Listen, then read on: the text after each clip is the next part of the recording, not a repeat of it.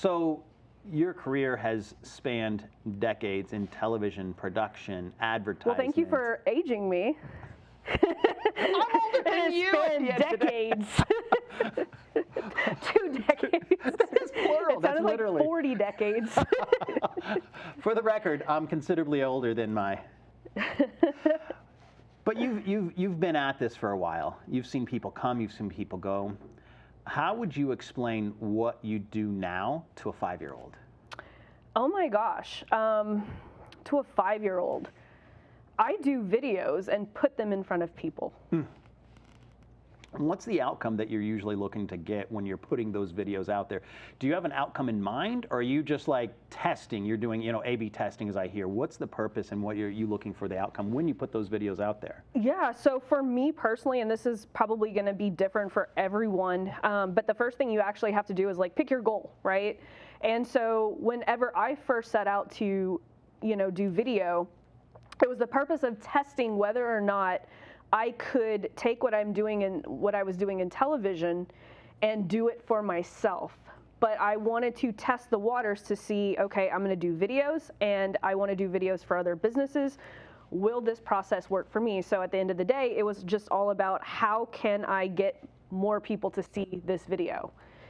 Then it turned into, I'm going to use these videos to get people to buy my product. And now, because we are full in both of our products, now the goal is back to how many people could I actually get to watch this video. And what is that, throughout this transition of how many people we can get to that, what did that road look like? Because a lot of the time what people actually see out there is the end product. They're just like, oh, she's been successful. But, the road to that is laid out in, finding out what worked, what didn't work. And it's been what you say, there's something that you borrowed from someone else. And I'd love for you to share that line where it's like, it's not failures, it's only, what is that? Yeah, so one night I was watching Shark Tank because when me and my wife travel, that is our guilty pleasure, is pouring ourselves a glass of wine when we're in a hotel room, get in bed and watch Shark Tank. I don't know, that's just our thing.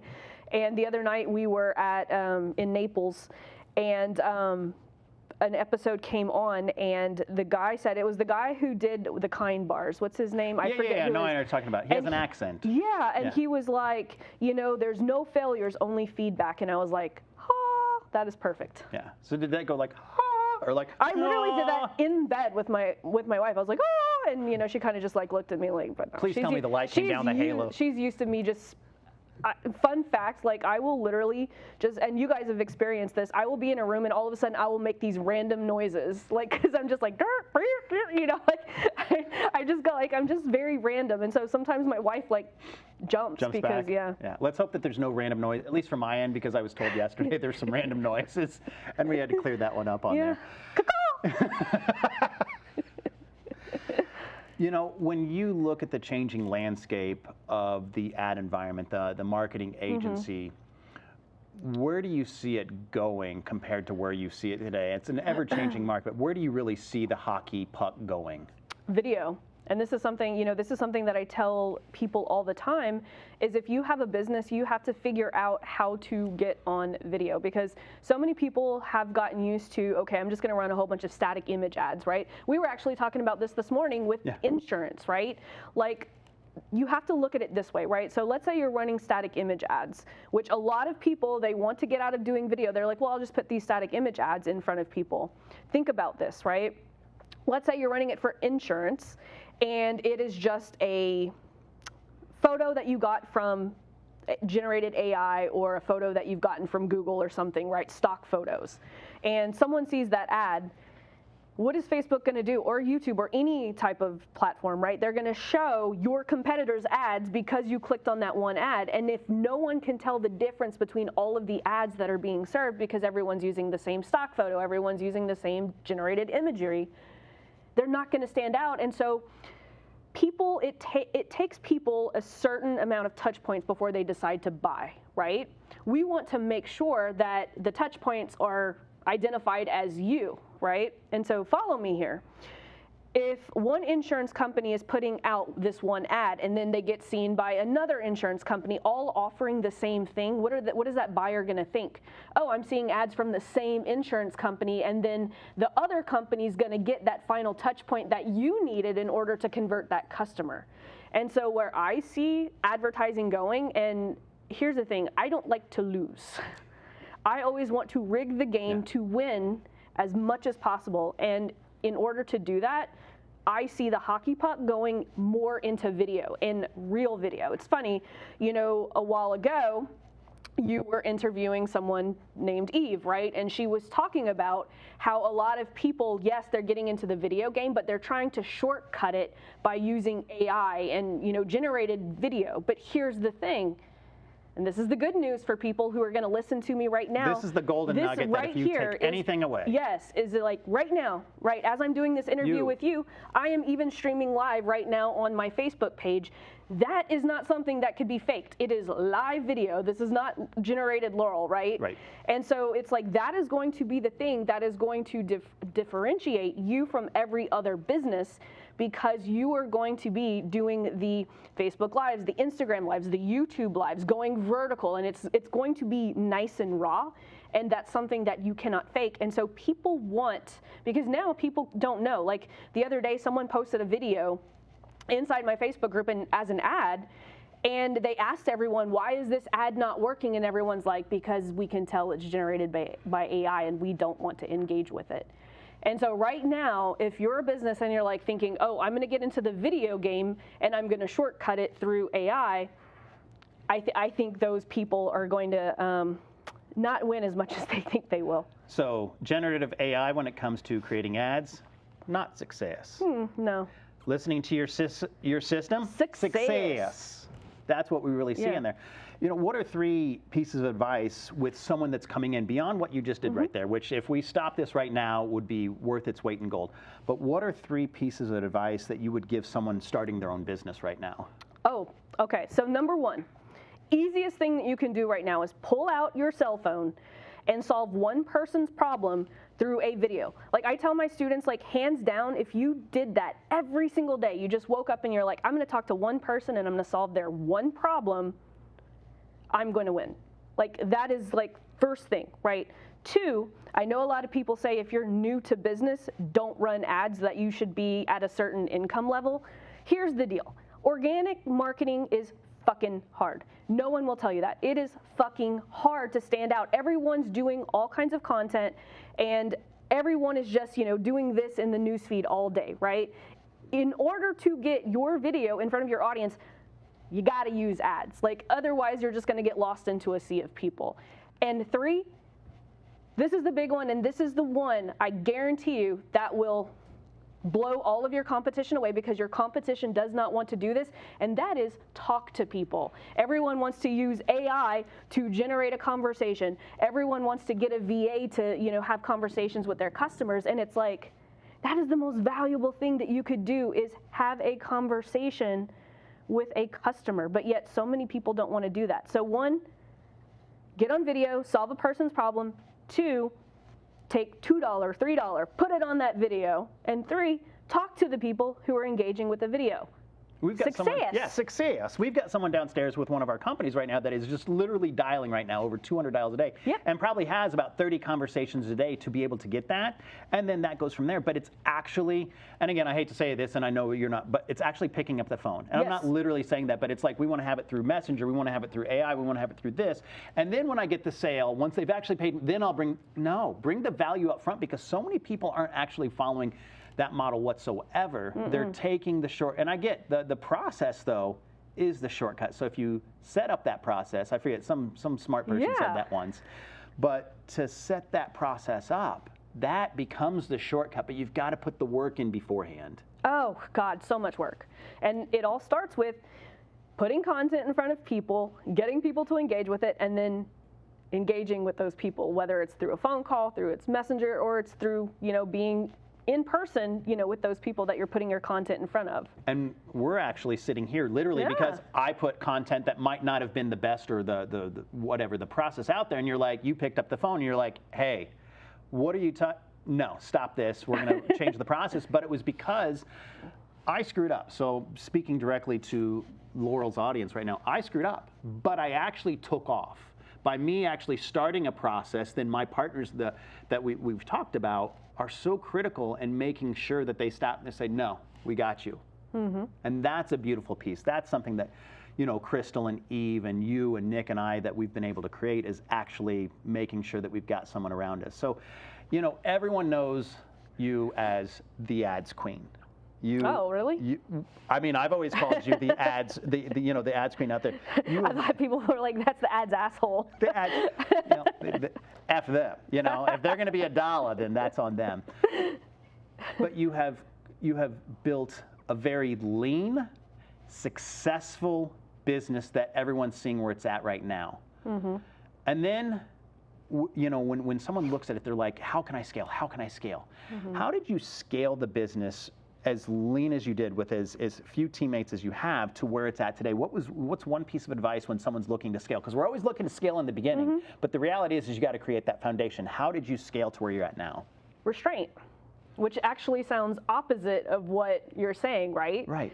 A wise person once told me that you have to optimize before you maximize. And so restraint is like part of the process, and it's actually the hardest part of the process, because anytime that I'm at an event, anytime that I'm talking to someone who's making 7, 8 figures every single month, they're always like, Laurel, you're leaving money on the table. You should be doing this. You should be doing that. And trust me, like, you start thinking about it, and you're like, well, should I be doing this or should I be doing that? And you know, this is why it's important to actually have a mentor that's like keeping you on track, because there's times where I've been like, well, should I be doing that? Should I be doing that? And Nick is just like, no, you're good. Like, just go sit on your fucking, you know, beach and just not do anything. And oftentimes that is the most valuable piece of advice, right? Because here's the thing, people want to scale. They talk scale, scale, scale. Most people aren't even at a position where they can scale. They don't even have freaking clients yet. They're worried about, how am I going to scale this, right? Like conversations, people are like, that's not scalable. I'm like, bitch, you don't even have any conversations to scale. Like, and you're like 30 miles away from, like, you know, and you're not even past the starting point, and you're thinking about scale. It's like, go and get clients, then figure out a way to scale the process. Yeah, go get your first client, then go get your 10th client, and then sit there and see what worked along the way and how long it took to get from A to B, and then sit there and say, is this something that is scalable? Yeah, and it's like, I think people think scale, you know, because people are like, well, conversations, you can't scale that. Yes, you can. I'm going to do all of the conversations first, and then guess what? Once I am cool with the volume of conversations and I can't do them anymore, I will teach someone else how to have those conversations, and then that person will teach 5 other people. Like, it's scalable. It's just people don't want to put in the manual work to get to the point where they can scale. Like, yes, you can scale using AI. Like, you can have those conversations, but if you're not manually having those conversations first, what are you going to teach AI to have those conversations, right? Like, people talk about email versus a conversation. It's like, if you don't know how to have a conversation, how are you going to write an email sequence? It's a provable process that you put in the work. Let's say you wanted to scale and you bring someone in and they're actually not producing the number. Well, how would you know if you haven't even put in the SOP, if you haven't even put in the process in place to say, here are the metrics that I expect that we should be hitting based off of the numbers that I've done over the last 3, 6, 9, 12 months. Now, here's how I'm going to help you replicate it, and here's how we're going to actually go scale this right there. But we're all immediately like, I have this great idea. Entrepreneurship is riddled with this. I have this amazing idea. Now someone else go do it for me. Exactly, but then they don't know how to train that person. Like, I get so many clients who want to hire a salesperson, right? They're like, well, I'm busy coaching. I don't want to take sales calls. I'm like, you're like the person that people are going to buy from. If you're not taking those sales calls, how are you going to train a salesperson to take over as you? Yeah. It's your personality. It's your creation. It's yours. You can't just hand that off so quickly. No. You can't. No. All right, we got to shift gears here because there's been something that's been brewing for a while, and I've been fortunate, you know, on the sidelines getting to watch this, taste this, but how in the hell do you go from ads to creating your next arm, your next growth piece in there, and you're going into the wine market? That was actually accidental, right? It's actually kind of funny because most of my students like connect me with drinking while doing videos. Adds It's to hilarious. alcohol. Yeah, because like whenever I first started, and it's funny because I don't really do this a lot anymore, but I was at an event and I asked the question, I said, what is the number one thing that you guys see me in the video? What do I do in every single video? And like 3 guys went, drink. And I'm like, God, I was like, but that's what they remember. And I'm like, well, I was looking for, give away a free value bomb or something, but they were like, drink. And I was like, okay, that's cool. And so I started doing more videos of me, drinking wine. And then I had this idea, well, I'm going to do this show and, we're going to do wine about ads. And then one of our business partners who makes phenomenal wine is like, you want your own wine brand? And I'm like, hell yeah, I do. Not only makes wine, but let's not also understate the fact that he was one of the only Iron Chef winner of season 5 or 8, Mark Tarbell, who owns Tarbell. So I mean, this is an Iron Chef. This is a wine curator, or wine creator. This is someone that has been in the trenches and they know what they're doing. Yep. And all of a sudden, they pair their experience in this world with your marketing and just your creativity, and we have 3 amazing wine types right now. So tell us how that continued. And I want to make a very important point, because that would not have been possible if I would not have built an audience. It all goes back to the very first question that you asked me. What was the whole point of doing that video? So that more people can see the video, right? None of this, anything. I wouldn't be sitting here if I would not have built an audience, because it is the ultimate cheat code. No one wants to sit there and be patient and do it, but it's like, it's one of the most valuable assets that you can do. And to protect that, I've got to imagine from time to time, people want to exploit or borrow from your audience. And the reality is, like the work that was put into, that's a sacrifice right there. And why I say that is it takes them one wrong move and your audience is completely. Have you ever seen it to where someone allowed someone else into their audience and it just completely crashed the business? I'll admit, like I've completely done that before, because someone was like, well, you can leverage this one thing if you get this one person to do it for you. And so I'm very protective of the audience that I've built. I do not ever recommend anything or anyone that I have not personally worked with. I do not recommend any tools that I have not personally worked with. And so I'm very protective of my audience. But yes, that is one of the biggest things when you build an audience. It's a good thing, right? Because you get brand deals, you get all kinds of, really cool offers. But at the end of the day, you have to back up every single thing, right? Like if this wine sucks, people are going to be like, God, you drink crappy wine, So it's like all about like, okay, I'm not just going to take any type of offer. I've, drank Mark's wine. I actually subscribe to his, he's got a wine membership. So I know his wine's good. I know his food. Yeah. Cha-Cha Mooch. Shout out. I know it's good, and so that's one of the dangers though of building an audience is you do get people who will talk you into exploiting it, and it literally just takes your goodwill down. I like to just continuously put out goodwill there, more so than take it back. Yeah, give more than take. Yes. So on the wine, so there's 3 right there, and each one is almost a unique experience in itself, not just from the taste, but to the art. I think I'd love to touch on the art, but then also the names in there. How did you actually start to extrapolate with your creativity? Like, I'm going to have Ruger Rosé, I'm going to have, Gator Piss, which is, probably one of my favorites, and it's delicious. Who doesn't want to have Gator Piss? I mean, I know, and Gator Piss is actually pretty sweet. Yeah. You would think it would be like a bitter taste, right? I don't know what, I don't know. You would imagine that piss would taste pretty bitter. I'm pretty certain that that's probably what, yeah. But I can't sit there and be a foremost expert in that. But how did you come up with the names and the artwork? Just all, I'm from South Louisiana, and so we just thought it would be a cool South Louisiana inspired thing. And, I've been thinking a long time, I'm like, I really want to bring a new business to my town. And I know myself, right? I love doing content. I love doing video. There's no way that I would be able to do what I do if I didn't truly love doing video. And so when the wine thing actually presented itself, I was like, I can get behind that. I drink wine pretty much every single day. Total transparency, right? Every single day I drink wine. So it's already something that I incorporate into my lifestyle. And so the wine brand just made sense.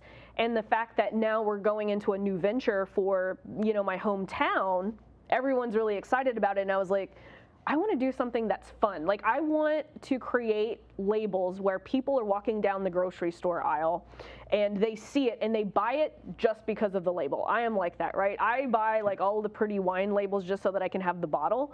And I was like, we need to create something that's going to grab people's attention. Sound familiar? If you're familiar with my video formula, the first step is grabbing people's attention. And so like every single thing that I do into my marketing business went into creating this wine brand. And so being from South Louisiana, wanting to bring it to, you know, my hometown, it just made sense to name it the things that my people back home would understand, right? A lot of you guys are gonna see one that's called the Couillon Cabaret. Couillon Cabaret. And we had to call it Cabaret because I think it's like 2% a little off of Cabernet, so we couldn't technically call it Cabernet. But Couillon Cabaret, and Couillon is a crazy Cajun. So that's what it basically translates Cabaret. to.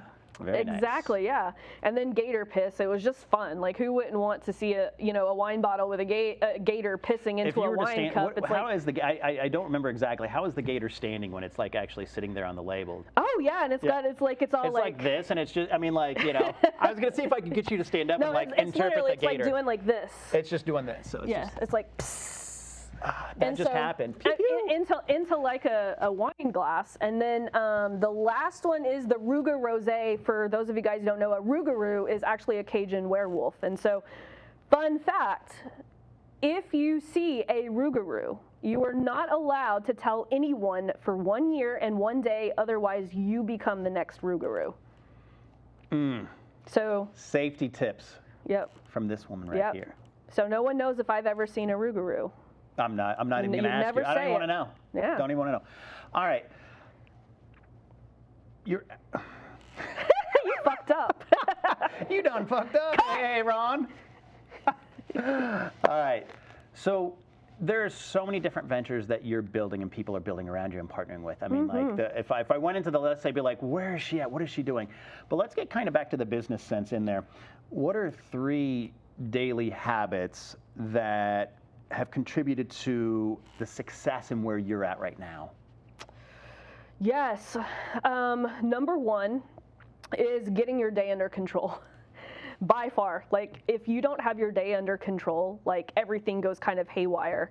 And so I'm going to shout out to Dr. Jeff Spencer because Champion's Perfect Day is, has been the thing that has been the game changer because, the way that he sequences out, like it's based on the cortisol that your body releases. And so a lot of us are actually doing the wrong tasks at the wrong part of the day to be able to optimize the output that we're getting. And so number 1, you have to take control of your day. You have to understand how your body operates and all of that fun stuff. 2, you have to have your list of non-negotiables, right? You of most people, I got right. You keep your bumpers up like no one's business up there, and you'll just say bumpers, and we know, hey, this is not in Laurel's time frame. 100%. And so, like, that has to be. You have to have your list of non-negotiables. And number 1 on top of that list is, making sure my clients are taken care of. But number 2 is having those conversations with people who are sitting in my inbox, right? That is still something that I do. I always tell people, if you can have 100 conversations a week, you will never have a dead business, right? And so that is like my priority. People ask me, well, haven't you, handed this off to a VA or to AI? I'm like, why would I hand off the lifeblood of my business, to something else? And people are always like, well, how do you do so much in your business? I'm like, it's because I have 1, control of my day, and 2, I have my list of non-negotiables. And 3, which you already mentioned, is you have to have bumpers. You have to have boundaries. You have to be able to, and this is something that I am still working on. Total transparency. I don't want you to think that I have my shit all together, because I don't. I still get distracted. Whenever I'm in my office and, someone is like, hey, do you have 10 minutes to hop on a Zoom call? Not calling anyone out right now. As you literally point and look at me. The 10 minutes turns into an hour and a half of, and it's like, but it's all good. But at the end of the day, you have to have those boundaries in place. And other than that, just you have to truly love what you do, because if you don't love what you do, what's the point? What is the point on there? How do you? 5 minutos? Oh, the 5-minute warning. Oh, I love that. I love how they crack the whip out there. Dude. Get good producers too. Yep. success is an interesting thing because we define a success in a lot of different categories. And a lot of the time you and I joke, we're like, success? No Not success. But the reality is everyone has a slightly different version of what success means to them. Mm-hmm. What is success to you and Christina? Literally every single day getting to wake up and doing what you want. That's literally success to me. It's not about, making a certain amount of money. It's just having the freedom literally every single day to get up and say, you know what, I don't want to do that today. And you know what, I don't have to. And that is like the best feeling in the world. Getting to do what you want, doing with the people that you love. Yeah, I saw a tweet the other day and it said successful people work on weekends. And I responded to it. I was like, successful people get to do whatever they want whenever they want. Yeah. It's not about working weekends and grinding. Who the hell wants to work on weekends and grind 24/7? That's not me. Successful people could work on weekends, Absolutely. but it's the optionality of allowing you to do what you want when you want. And I get it. That sounds a little, I don't know if the word is altruistic. I think the people that tweet that kind of stuff are the ones that are still in the grind and they just want to make themselves feel better about still being in the grind. Yeah, and it's okay. Being in the grind, it's not a bad thing, but you don't need to make it like, it doesn't need to be a badge of honor that you're like, if you're not, getting up at 4 a.m. and doing your cold plunge and then doing the meditation and then talking to no one until like 10 in the morning, that doesn't have that to doesn't sound fun at all, but it could, that it's be fun to the right for person. someone. Yeah, to absolutely. the right person, it absolutely could be. All right, let's go to the rapid You round. want to know my secret? What the first thing that I do in the morning? What is the? Is I literally watch TMZ and I write my tweets. That's my morning routine. TMZ and writing my tweets. I might have to try that one out. Secret to success. Now everyone's going to be like, you want to know the secret to Laurel Portie's success? Drink TMZ, wine. Drink wine. Watch TMZ. And see if it works out. All right. We already know the first thing you do when you wake up in the morning. Thanks for stealing that one. Oh, was that a question? That was literally the first one. First thing you do when you wake up, it's watch TMZ and all right, question number 2. One word to describe your leadership style. Spicy. And that came from my students, not me. Can we get a high five? Yeah. Spicy. Spicy. Favorite app in your iPhone right now? Instagram. The last book you read? Day Trading Attention, Gary Vaynerchuk's new book. One technology you can't live without? iPhone. Who inspires you the most? Oh, that's a hard one. Who inspires me the most?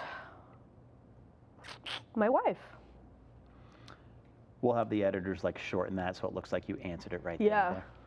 Oh, Well, I was wait, thinking, is that too cheesy? But I was no, like, it's not. I mean, yeah, if I were, I'd be like Liam and Angela. All right, best piece of advice you've ever received?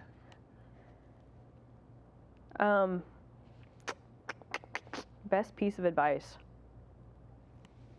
Don't do anything you don't want to do.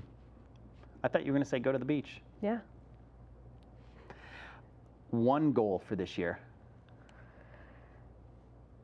Raise the floor. Your go-to stress reliever? Shooting baskets.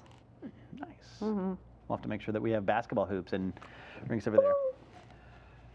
You've seen it, you've done it in different domains, and you continue to succeed without fear. You've got thousands upon thousands upon thousands of students that watch what you're doing, implement what you're doing. What's next for you? I don't know. I just love being around it, the energy that you bring, and I'm looking forward to seeing what's next with you, the wine brand, and whatever else comes along. Yeah, thanks. Laurel Portie, everybody.